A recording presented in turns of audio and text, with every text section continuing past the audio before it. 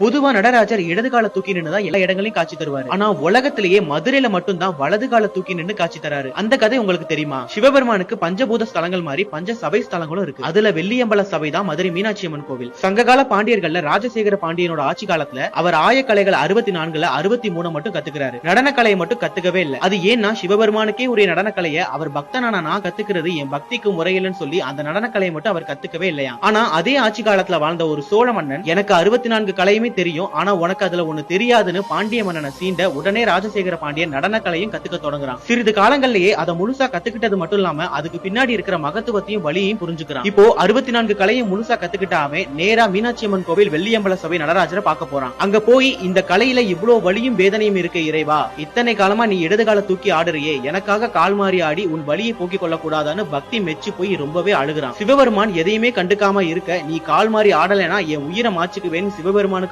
சாகவே துணிஞ்சிட்டான். அதை பார்த்த சிவபெருமான் அவனுக்காக வலது கால தூக்கி ஆடி காட்சி தந்தாரு. இப்படியே இந்த மக்களுக்கு நீங்க காட்சி கொடுக்கணும்னு அந்த பாண்டிய மன்னன் சிவபெருமான் ரொம்பவே வேண்டி முறையிடுறான். இதனால தான் இப்போ வரைக்கும் மீனாட்சி அம்மன் கோவில் வெள்ளியம்பல சபையில நடராஜர் வலது கால தூக்கி நின்று காட்சி தராரு. உலகத்திலேயே நீங்க வேற எங்கேயுமே இந்த ஒரு காட்சியை பார்க்கவே முடியாது. இத பத்தி திருவிளையாடல் புராணம் உட்பட பல புராணங்களையும் எழுதப்பட்டிருக்கு. நீங்க மீனாட்சி அம்மன் கோவில் போனீங்கன்னா சுந்தரேஸ்வரர் சன்னதிக்கு போகும்போது இந்த நடராஜரை தரிசிக்கலாம்.